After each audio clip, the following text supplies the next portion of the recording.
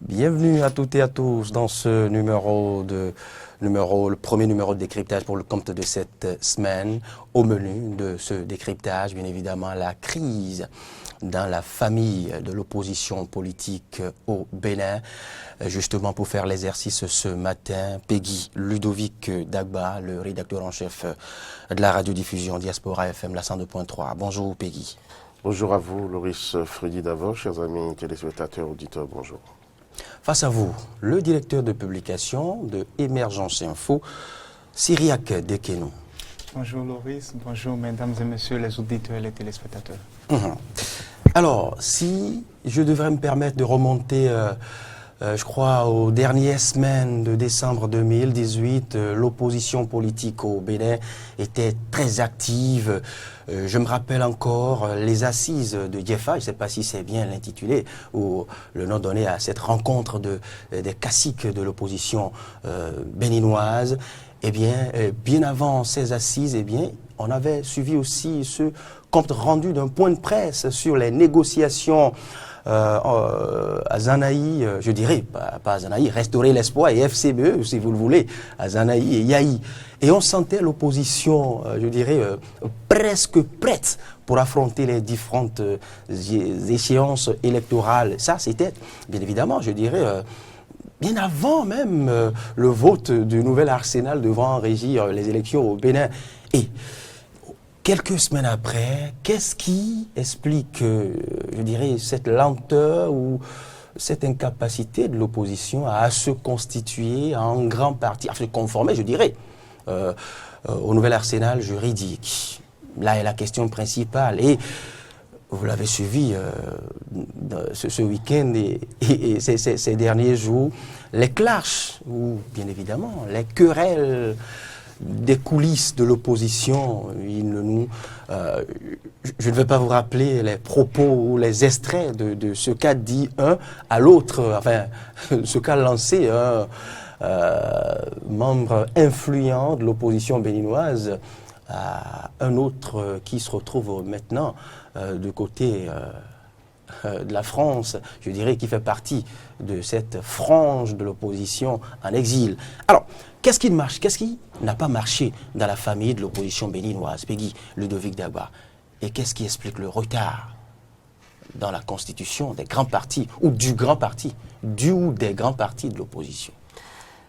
Fredy Loris d'avant, je crois que la situation au sein de l'opposition n'est pas aussi alarmante que tout le monde ou beaucoup de personnes s'accordent à le dire. Je comprends un peu, comment dirais-je, l'impatience des uns et des autres à voir un peu quelque chose point de corps au sein de l'opposition pour pouvoir affronter les prochaines législatives, étant entendu que la mouvance présidentielle en a donné plein la vue aux populations, aux Béninois, au monde, tout simplement parce que la mouvance a pu très rapidement et non sans difficulté donner naissance à ces deux blocs que nous connaissons aujourd'hui, les Républicains et puis l'Union progressiste, sans oublier les autres blocs satellites autour de la mouvance présidentielle, au rôle desquels trône en première position, on va dire, le bloc UDBN.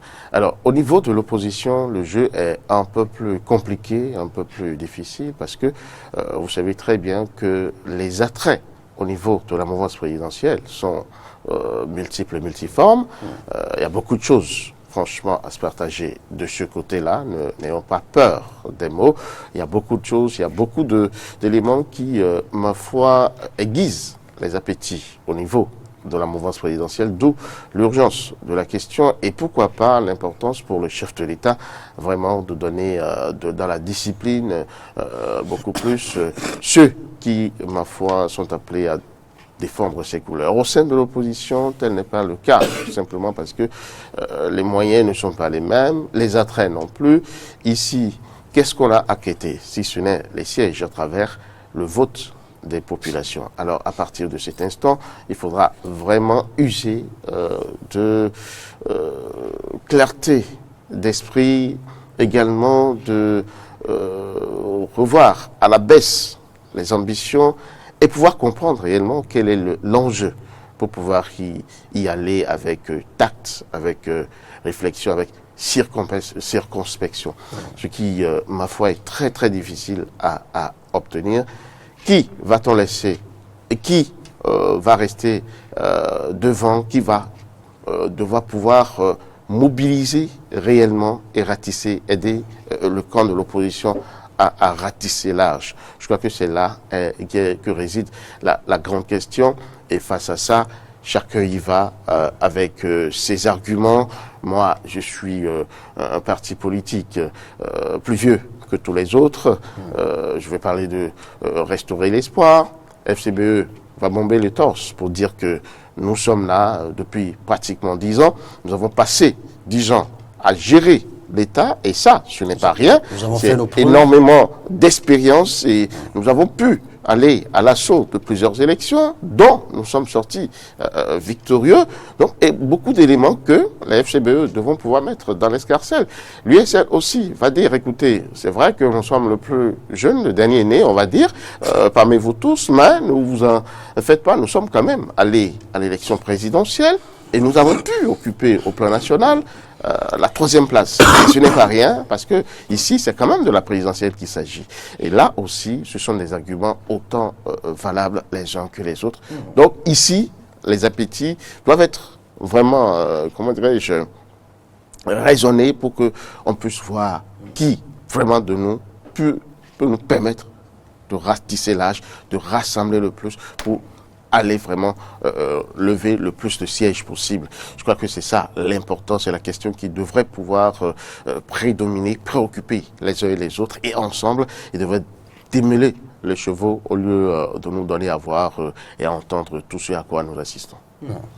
Cyriaque Dekeno, je vous la pose la même. Vous savez, qu'est-ce qui explique il faut d'abord reconnaître que le Bénin a actuellement une opposition qui, quand même, disons, est à l'image de ce que constitue intrinsèquement chacun des acteurs politiques béninois, c'est-à-dire quoi, des individus animés par des questions d'ego, des individus qui, quand même, disons, c'est que ne voient autre chose que leur intérêt personnel, c'est-à-dire quoi, des personnalités qui, pour la plupart, ne sont pas des acteurs convaincus, mais des personnes que les circonstances obligent à adopter une posture que nous voyons aujourd'hui. Et c'est ce à quoi les acteurs politiques au Bénin nous ont habitués, que ce soit au niveau de la mouvance ou de l'opposition. Vous allez voir ceci, voilà, c'est que que je vous l'ai dit, il y en a pas que dans l'opposition. Aujourd'hui, c'est que il n'est pas rare de constater que les gens manquent de responsabilité puisqu'ils ne sont pas capables comme nous, c'est que de pouvoir assumer jusqu'au bout leur échec lorsque parfois ils perdent le pouvoir ou bien ils perdent quand même, c'est qu'un poste privilégié donné. Donc, c'est vraiment quand même, c'est que dommage parce que en tant que bon démocrate, on ne peut en aucun cas vouloir à ce qui est absence d'opposition pour une bonne gouvernance de la nation. On ne peut en aucun cas vouloir cela. Le souhait, c'est qu'il y a quand même, c'est qu'une opposition, mais pas une opposition quand même, c'est que qui critique pour critiquer. J'aimerais quand même rebondir sur un fait. Vous savez, la question ici n'est pas sur le statut de l'opposition. Oui, mais là, j'aimerais quand même rebondir sur un fait. Vous savez, cette opposition béninoise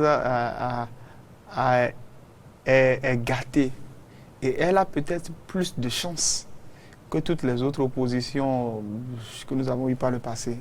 Pourquoi? Parce qu'il y a deux figures emblématiques. C'est ce qu'on pouvait croire. J'en viens. Il y a deux figures emblématiques. Il y a quand même deux anciens chefs de l'État. Il y a également aussi un candidat qui est venu 3e lors de l'élection présidentielle de 2016. Donc, au regard de tout ça, on pouvait quand même croire que cette opposition a plus de chance. Et l'autre aspect de la chose qui devrait en principe renforcer l'opposition dans sa cohésion et dans sa quête de s'unir, ne serait-ce que pour pouvoir apporter sa pierre au développement de la nation, c'est le nouveau code électoral et la nouvelle charte des partis politiques qui obligent les uns et les autres à se mettre ensemble. Vous savez, Candide Azanaï, Sébastien Adjavon, Boni Yahi et Nicéphore Dieudonné Soglo devraient en principe quand même fêter ces querelles. Mais on a pu observer au regard de tout ce qui a eu lieu hier sur les réseaux sociaux que celui qui a donné le ton, c'était quand même Candide Azanaï à travers cette vidéo qui circule ou avec des déclarations vraiment très peu courtoise à l'égard de Sébastien Adjavon. Ce sont quand même des faits qui aujourd'hui doivent peut-être amener la mouvance à se donner une certaine raison, doivent quand même amener le pouvoir à se dire oui, regardez, ils sont incapables de s'entendre. Donc c'est la preuve que ce n'est pas une opposition qui quand même était basée sur une certaine idéologie, mais quand même une opposition d'hommes, d'acteurs qui peut être frustrés dans leur âme. Aujourd'hui trouvent que le mieux pour eux, c'est de combattre le pouvoir en place. Avant cette vidéo que vous évoquiez tantôt, cette vidéo dont on n'a pas vérifié l'authenticité, ça je précise, Guy Ludovic Dagba, on avait déjà suivi une sorte de coup de gueule de l'honorable Guy Dossou-Mitope vis-à-vis, qui allait dans le même sens que cette vidéo de Candide Azanahi qui circule sur les réseaux sociaux. Guy Dossou-Mitope qui fustigeait quelque peu, je dirais, l'hégémonie ou peut-être la trop grosse puissance ou présence d'un certain parti de l'opposition. Freddy Loris Davor, je ne vous apprendrai pas que les acteurs de l'opposition sont un peu hétéroclites et ils n'ont pas eu l'occasion ou l'opportunité de travailler ensemble. Il y en avait eu qui étaient du côté du pouvoir, il y en avait eu qui étaient du côté de l'opposition. Et aujourd'hui, les circonstances font qu'ils sont obligés de se retrouver dans le même camp et de parler le même langage. Je crois que ce n'est pas facile déjà pour les enfants d'un même père et d'une même mère. Je crois que c'est déjà difficile à ce niveau. Donc c'est tout à fait normal ce qui se passe. Ce n'est pas d'aujourd'hui que on voit, comment dirais-je, cette peine au sein des membres d'un même camp à pouvoir s'entendre. Et deuxièmement, je ne suis pas encore déçu, moi, tout simplement parce que on n'est pas encore allé aux élections en voyant les partis de l'opposition y aller de manière éparse. Pour se mettre ensemble, il faut se mettre d'accord sur un certain nombre de choses. Et il faudrait discuter pour pouvoir aller, pour s'entendre finalement sur un modus operandi, un modus vivendi, afin que vraiment notre entente ne soit pas de face, mais soit réelle. Donc, c'est tout à fait normal, c'est soubresaut que moi, je note au sein de l'opposition. Guy Mitope, il a tout simplement enfoncé la bonne porte. Il a appelé vraiment à ce que les forces de l'opposition s'unissent et travaillent ensemble, ce qui est normal, ce qui est tout à fait normal. Moi, je pense que c'est ce qu'il faut faire, d'ailleurs, lorsque vraiment les uns et les autres donnent l'impression de ne pas s'accorder sur l'essentiel. C'est un coup de gueule qui, ma foi, est venu à point nommé. Et ce qui s'ensuit, moi, c'est ce que je mets dans les soubresauts de croissance.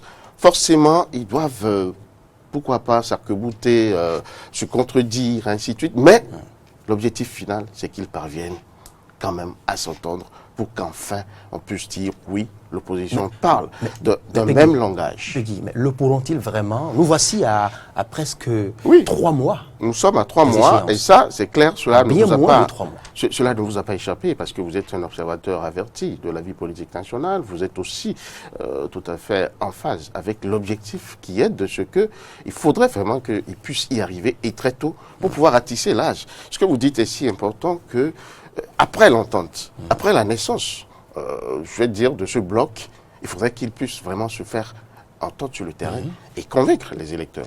Même si l'air du temps semble leur donner un peu davantage. Mais encore faudrait-il qu'ils puissent réussir vraiment à convaincre l'électorat. Et c'est là que nous nous entendons et nous devons pouvoir leur dire vraiment qu'ils n'ont qu'à taire maintenant leurs histoires, s'entendre ou ne pas s'entendre pour que nous sachions vraiment à quoi nous en tenir et savoir qui choisir pour aller aux élections. Oui, le vivre ensemble devient de plus en plus difficile dans l'opposition. À la lecture des vidéos que vous avez évoquées, que nous avons tous suivies, et quand nous remontions aussi, quand nous remontons aussi à cette dernière sortie de Guy Dossou-Mitope, et autant qui nous sépare de cette échéance électorale. Enfin, la première de 2019. Non, bon, vous savez, je crois très bien que parfois il arrive que dans des circonstances données, la vie vous offre toutes les possibilités de pouvoir réussir, mais que soi-même, l'on décide de faire volte-face ou bien d'emprunter le chemin contraire. Aujourd'hui, nous sommes dans un contexte où il faut le reconnaître que le président Patrice Talon, de par son audace, a entrepris des réformes. Et un réformateur est toujours un homme impopulaire, quand même pendant tout le temps où il est en train de mettre en place tout le mécanisme qu'il faut pour faire ces réformes. Ce qui fait que le contexte est favorable aujourd'hui à l'opposition. Mais quand... C'est ce que nous pensons. Oui, vous savez, c'est qu'au regard de toutes les analyses qui sont faites, on sait très bien que la conjoncture économique depuis 2017,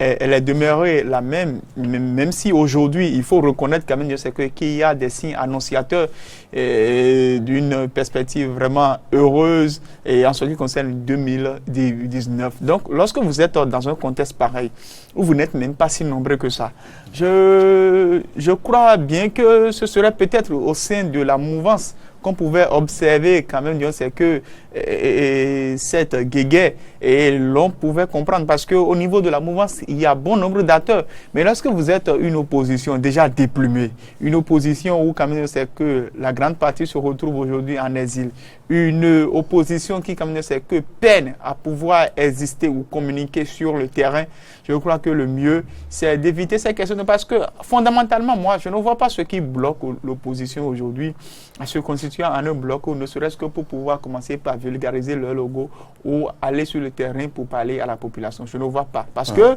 aujourd'hui, c'est que les FCBE ont perdu la plupart de leurs anciens leaders qui se retrouvent aujourd'hui au sein de la mouvance. Sébastien Adjavon, bon nombre d'acteurs politiques qui l'avaient soutenu lors de l'élection présidentielle ne sont plus aujourd'hui avec lui.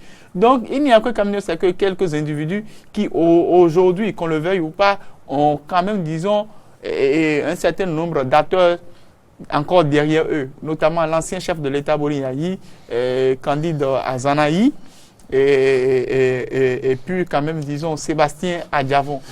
Donc, au regard de tout cela, ils auraient quand même pu s'entendre. Le premier problème qui s'était posé, c'était la question quand même du parti qui pouvait les amener aux élections. Parce que, qu'on le veuille ou pas aujourd'hui, sans trop tergiverser, sans faire quand même, et sans être tardif, il n'y a que les FCBE qui aujourd'hui représentent la seule formation politique connue des Béninois. Donc, dans un contexte pareil... Vous faites là un affront vis-à-vis de restaurer l'espoir. Ça, c'est restaurer... Un affront à... Restaurer l'espoir a été à combien d'élections législatives ici en ce pays?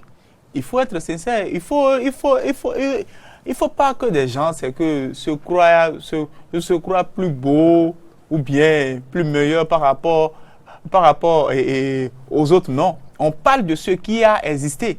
À 3 mois des élections, qu'est-ce que Restaurer l'espoir ira vendre sur le terrain politique? Et je l'ai dit une fois ici, sur votre plateau, mettez alliés devant les populations. Écoutez, ou bien alliés devant les populations, un Sébastien Adjavon, un Candide Azanaï, un Boni Yayi, et demander à ce que de grandes figures viennent s'aligner derrière ceux-là. Et vous allez voir le nombre de personnes que peuvent quand même avoir, le nombre de personnalités que peuvent avoir derrière eux. Yayi Boni et Sébastien Adjavon par rapport à Candide Azanaï. Candide Azanaï, c'est vrai, c'est un rusé politique, c'est un acteur politique qui, au-delà de tout, dans les régions du sud du Bénin, je vous souffle que les vrais politiques se retrouveront derrière Candide Azanaï. Au-delà de tout, c'est que cette capacité à pouvoir haranguer les fous. On va faire ce débat dans au-delà de tout ça, lorsque l'on présente Restaurer l'espoir, l'USL et les FCBE, le choix n'est pas difficile à faire. Parce qu'aujourd'hui, c'est que remarquez avec moi que la mouvance, elle est bien organisée. Ils sont sur le terrain. Les logos, c'est que on est en train de parler des logos aux militants à la base. Et chaque formation politique est en train de faire le tour du territoire national pour parler. Mais en ce moment, vous êtes encore à l'étape où... Et l'autre aspect de la chose, j'aimerais quand même souligner cela pour finir. Ce qui m'a paru vraiment cocasse, c'est le fait que l'on lance un appel sur les réseaux sociaux pour dire que venir être militant d'un parti. Non, mais à chaque chapelle, sa stratégie. Je crois que ce sont les responsables de restaurer l'espoir qu'ils l'ont fait. Moi, vous ne sincèrement, faites pas partie sincèrement, je pense très bien que de cet ensemble, vous pouvez juger de l'extérieur. À 3 mois des élections, qu'on n'a pas besoin de ça.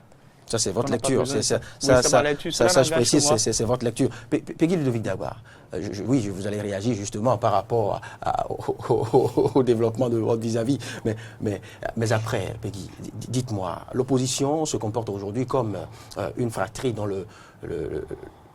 dont papa n'est pas présent, comparativement, contrairement à la mouvance qui, c'est vrai, Cyril Dekenou l'a dit, est très avancé, pas parce que les leaders le veulent forcément, mais parce qu'il y a là comme un père de famille présent dans la fratrie, qui ordonne, qui réorganise. Mais maintenant aussi, devrais-je vous demander, Peggy Ludovic Dagba, l'opposition ne souffre-t-elle pas de cette frange française? Écoutez, Loris vous dit d'avant, je crois que je prends totalement parti à ce que vous avez dit tantôt par rapport aux défauts d'un papa, on va dire, d'un organisateur de l'opposition. Et je vous l'ai dit, je vous ai donné un peu la raison. Au niveau de la mouvance présidentielle, il y a des millions d'attraits. Le président de la République est là. C'est lui qui préside aux destinées du pays. Donc il a beaucoup de choses à mettre dans la balance. Et vous êtes obligé, si vous êtes de ses invités, de ses affidés, de vous plier à ce qu'il dit. Par conséquent, le jeu est beaucoup plus facile de ce côté-là qu'au niveau de l'opposition. Le président Boningayi a quoi encore à offrir réellement à ses ouailles?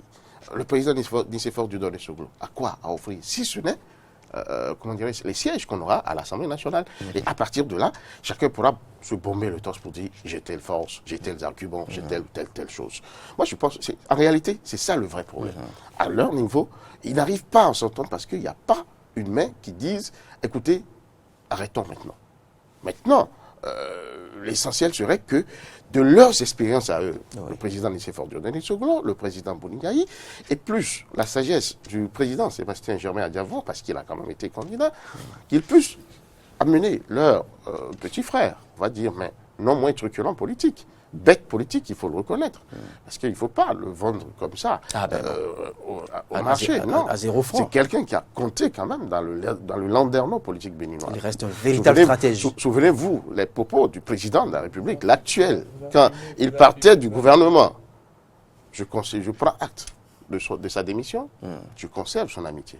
C'est énorme. Donc, c'est quelqu'un aussi qui a quand même quelque part quelque chose à vendre. Moi, ce que je demande, c'est que ensemble, ils puissent vraiment voir l'essentiel et qu'ils puissent y aller dans le temps. Il n'y a pas à dire, toi, tu n'as rien à faire, allez, on peut passer outre. Non, chacun d'eux a quelque chose à faire. Sébastien Adiavon a beau être ce que vous voulez, mais il a les sous.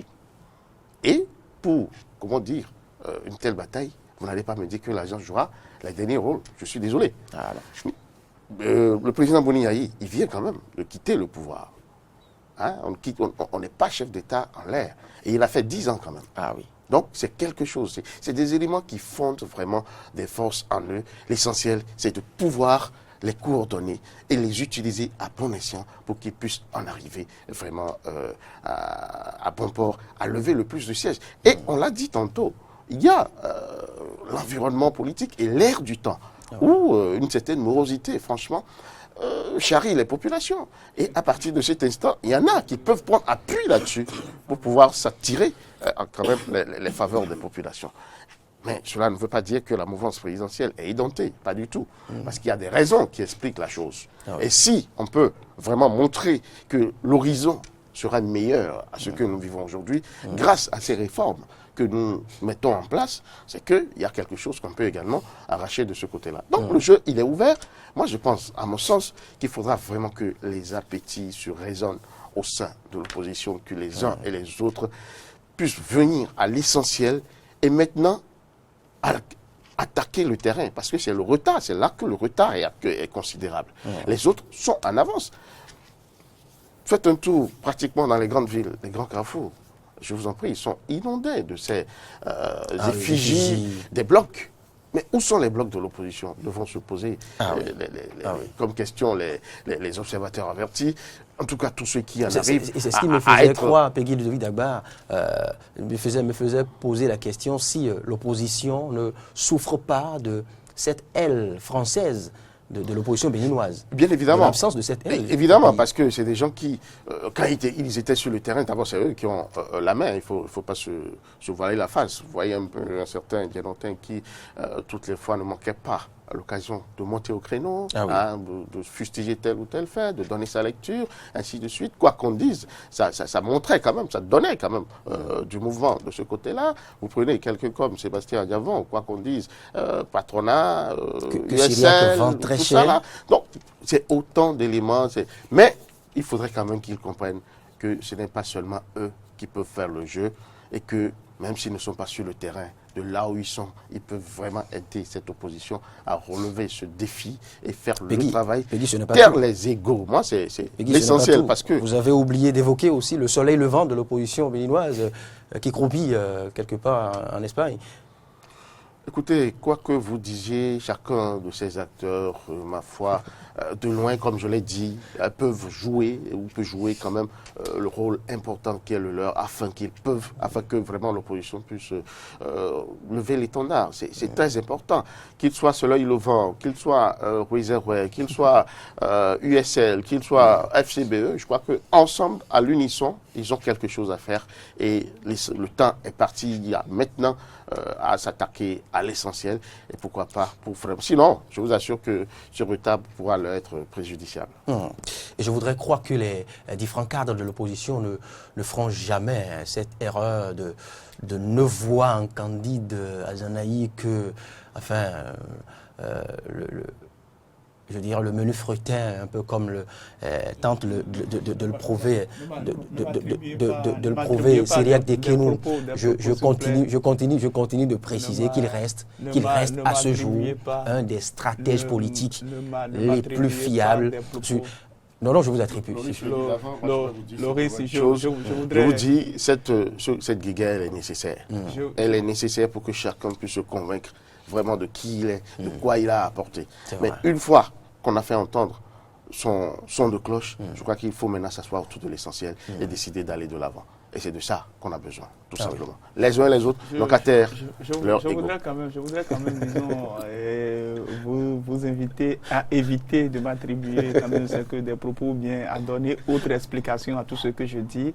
Et je reste quand même catégorique, précis et péremptoire, surtout dans ce que je dis, c'est-à-dire quoi, que personne ne se vende plus cher que ce qu'il est.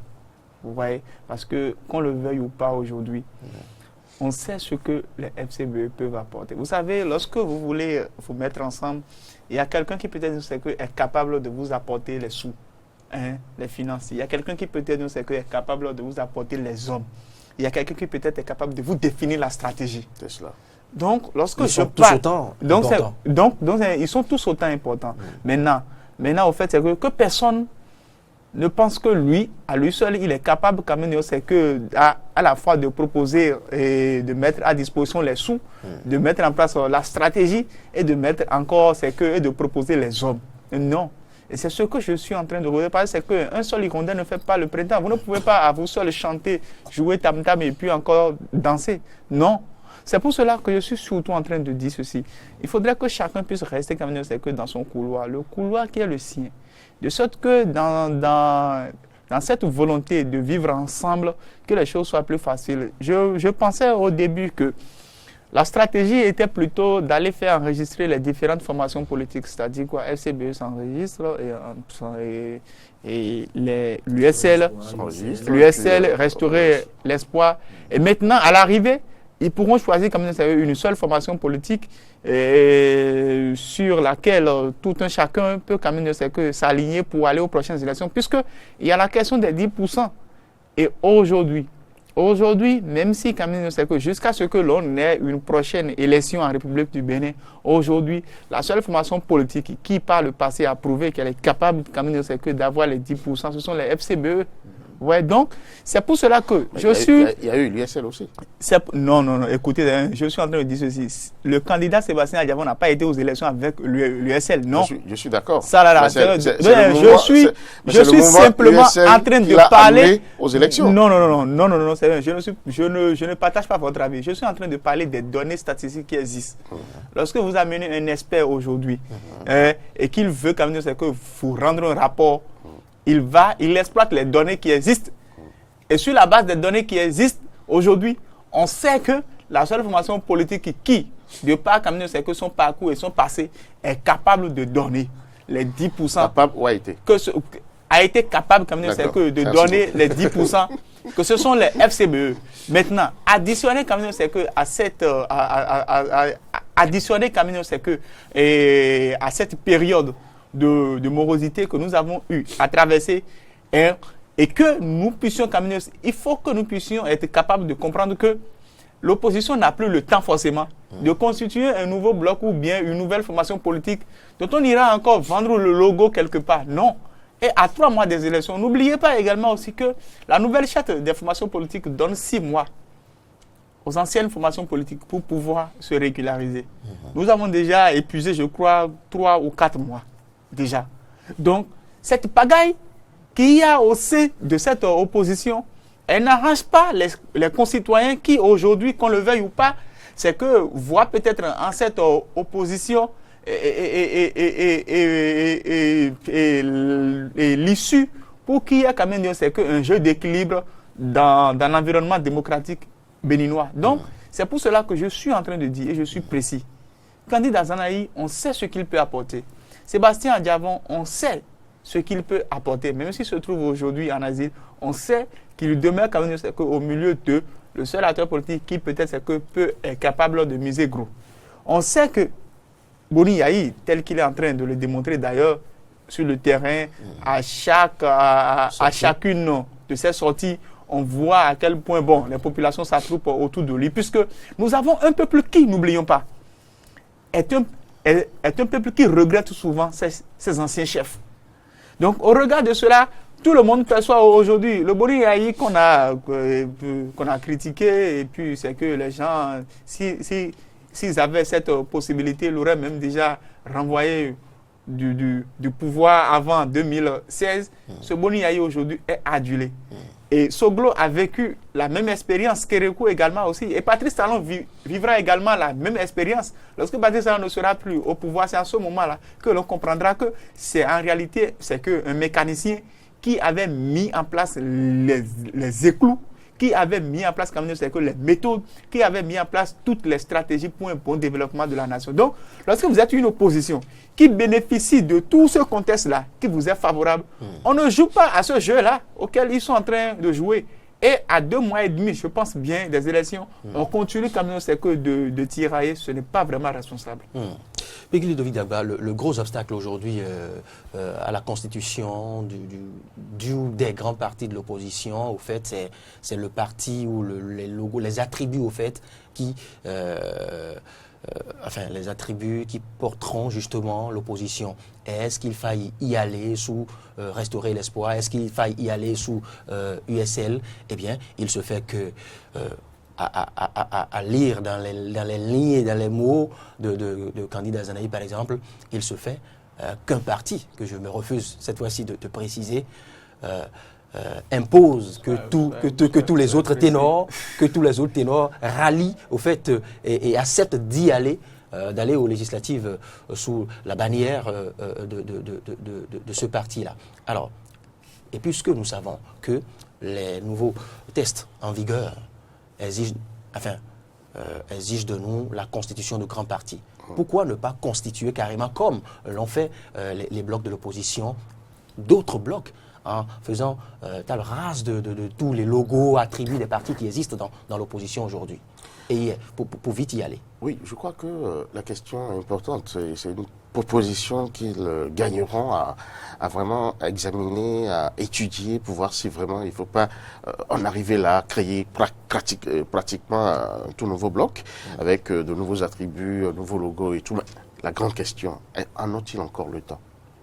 Comment peuvent-ils pouvoir vraiment créer ce bloc, réussir à s'entendre pour la création, s'entendre sur le logo et maintenant vulgariser ce logo-là au point où ça va les amener réellement à gagner.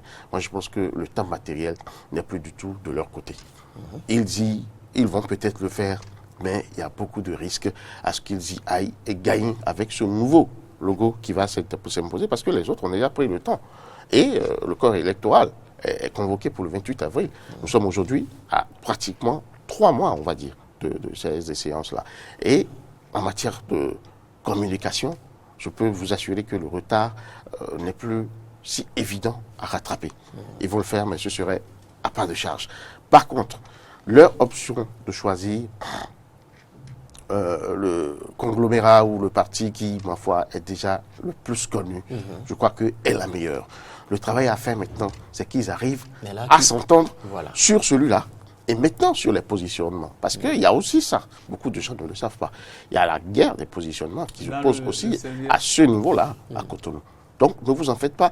Il y a beaucoup d'éléments qui expliquent un peu cette non-entente qu'on n'a pas encore enregistrée au sein de l'opposition. Mais comme je n'ai de cesse de le dire depuis le début de cette émission, il faudra vraiment faire la meilleure option, voir ce qui rassemble.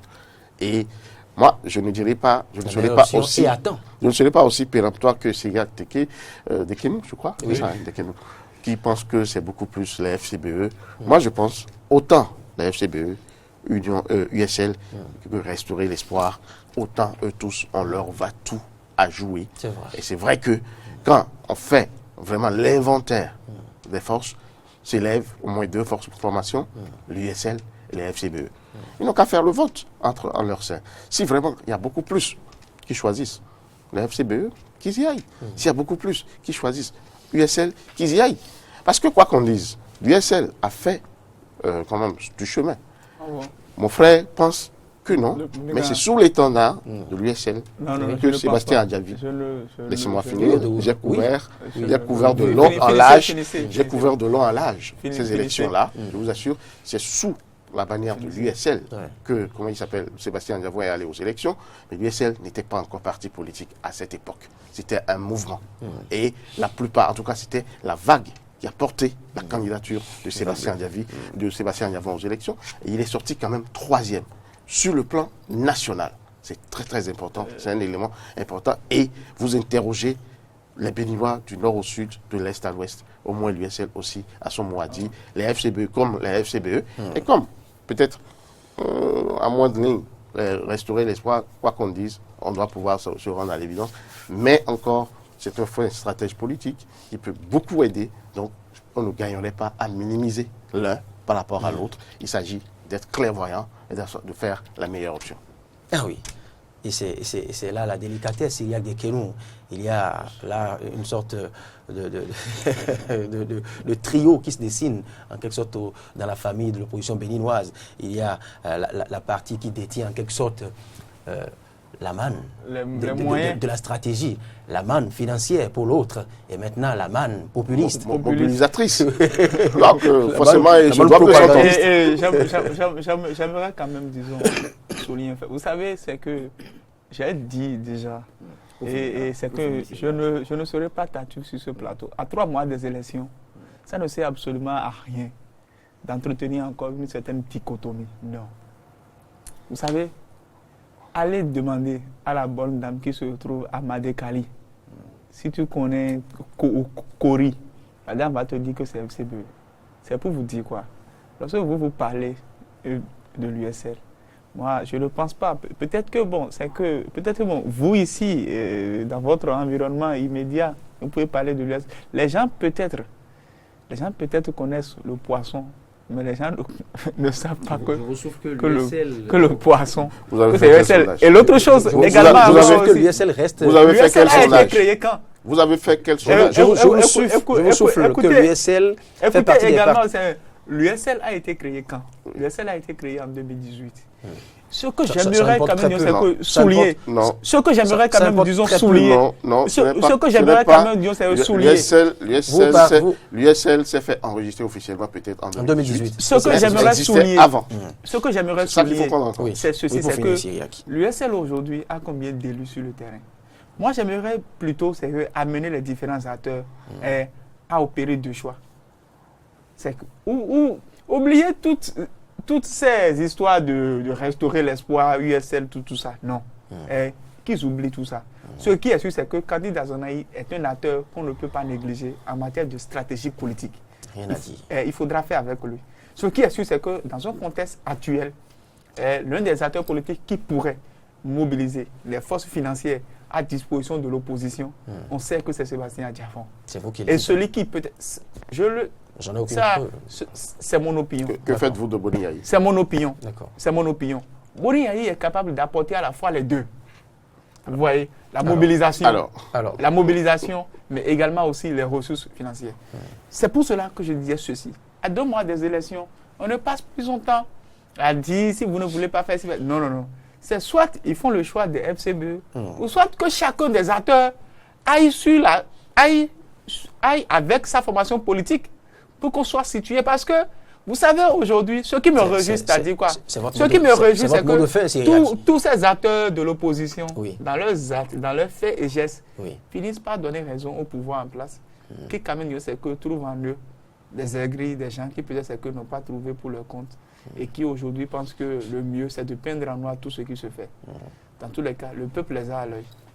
Peggy, Ludovic Dagba, pour finir, il y a encore quelques années, on se cachait sous la formule, voilà, l'opposition, la mouvance affaiblit l'opposition, débauche des cadres de l'opposition. Ça, on se retrouve maintenant en face de tout autre cas. Non, tout à fait, parce que celui qui est là aujourd'hui compte sur ses forces. Je veux parler du président de la République, et Dieu sait qu'il en a, il le démontre tous les jours que Dieu fait. Il s'agit aujourd'hui pour l'opposition de faire, comment dirais-je, l'assemblage de ses forces et de pouvoir compter sur ses forces pour aller à l'assaut et démontrer en face qu'ici aussi réside la force, l'intelligence et pourquoi pas, comment dirais-je, l'essentiel qu'il faut pouvoir déterminer et se donner les moyens d'atteindre. Donc, moi je dis que le jeu est ouvert. L'opposition a une seule, aujourd'hui, obligation pour pouvoir gagner ces élections, moi je pense, c'est de se constituer en un bloc unique. Sinon, le jeu ne leur sera vraiment pas du tout facile. Parce que, c'est vrai, je l'ai dit tantôt, l'air du temps, les populations sont mécontentes et autres, mais face à la méthode, je crois que la raison sera entendue. Donc, ils n'ont qu'une seule chose à faire, un seul choix, c'est de se constituer en un bloc unique. Et c'est cela déjà. Vu la richesse du débat, Peggy Ludovic Dagba, j'ai oublié de jeter un coup d'œil à la page Facebook de Eden TV pour partager avec vous les questions des amis auditeurs. Il y a, et téléspectateurs, il y a un ami qui dit même avec 20 jours de campagne, l'opposition va gagner les législatives. C'est la mouvance qui, de par ses actes, fait la campagne contre elle-même. Voilà, j'ai plus le temps de partager avec vous. C'est selon chacun, hein? C'est selon chacun. Il n'y a plus le temps de partager avec vous les autres questions et interventions des amis auditeurs. Merci à vous, Peggy Ludovic Dagba. Merci, Cyriaque Dekenou. On va y revenir, rassurez-vous, d'ici quelques semaines. On verra si peut-être ce débat aura apporté quelque chose à la réflexion dans les coulisses de l'opposition béninoise. Peut-être que nous enregistrerons au cours de cette semaine le premier congrès de l'opposition, ou le seul peut-être de l'opposition. Qui sait? On attend de voir, on continue de suivre l'actualité. En tout cas, il y a urgence à y aller. N'est-ce pas?